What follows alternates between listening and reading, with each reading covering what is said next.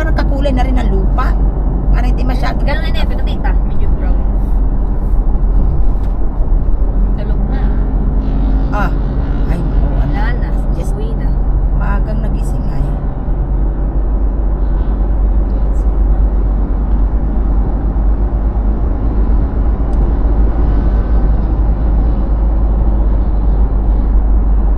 At saka yung banyo, ihakbatin mo ng tiles.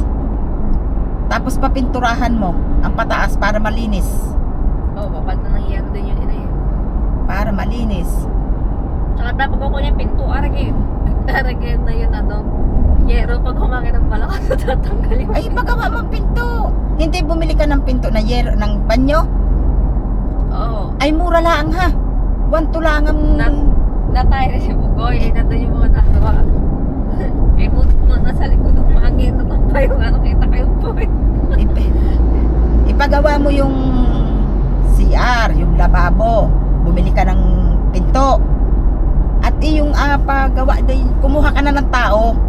Yung ate yun yung mga Dalawa na ang kuhanin mo tang isang araw laang. sabi nga ni Kuya Nilo, yan naman ay yung mga finishing niya na isang araw, 2 araw, tapos lahat yung buong bahay. Sa 2 tao Sabi ba, kwan yan. Sabi mo, boy, kaya ko na yun.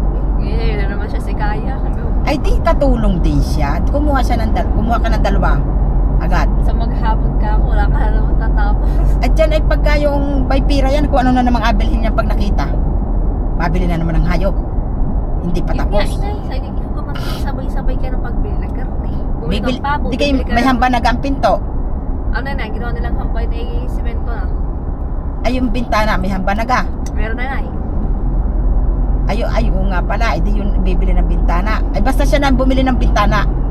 Ang paggawa mo yung lababo, pabakbak mo yung sabihin mo kay Nilo. Yung bintana inay sa salas, ano na lang, ang gagamitin na yung dating jealousy. Pinagtatanggal na dito tabae na sa CR. Napakamura man din ng jealousy na Ayun na lang din bintana. daw, pwede pa yon. Ang bilhan na lang daw ay itong sa kwarto. At saka yung sa kusina. Nakapakamura lang ang sa kwarto yan. Sabihin mo yung tinted. Oo. Basta kumuha ka rin, pagka nabinta yung baka, kami ko akin ay 10 at ako ang mabili ng tiles at ng mga tiles. Babakbak mo yung kusina, yung lababo at papaltan mo ng tiles. Sabihin mo, ipa-estimate mo kay Nilo, sabihin mo kay Nilo, ari Kuya Garni ang gusto kong lababo. Huwag yun si Char lang masusunod at hindi siya nagalinis sa lababo.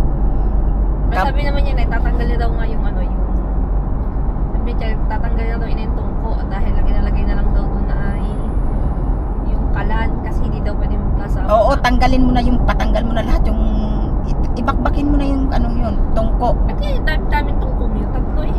At saka ang duming tingnan Dumi ang nga. uling. Simento kasi yun. Sadya na yung 3 buwan na laging nagaluto. Oo, sadyang 3 yun. Malalaki pati ang tungko. Ay tanggalin mo na yung likod. Yung likod ay simento din man din yun. Kung sa akin yun, tatanggalin ko na rin yun, Maribik. Patanggal mo na rin yun. Yung buong hanggang doon sa may lababo. Tapos hanggang din sa may kusit, sa may CR.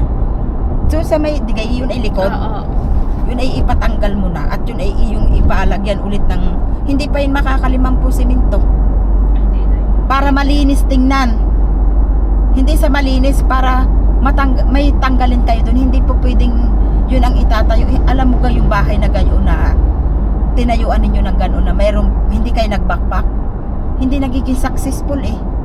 Hindi lang si Charlie marunong talagang makinig. Hindi siya nagiging successful na nakatira. Dahil yun ay bahay na nakatayo, na nilagyan nyo lang ng bubong, ay para kalaang nanirahan lang ng kung ano. Kailangan yun ay binakbak talaga eh. Hindi siya lang nakinig sa akin. Hindi lang siya nakinig.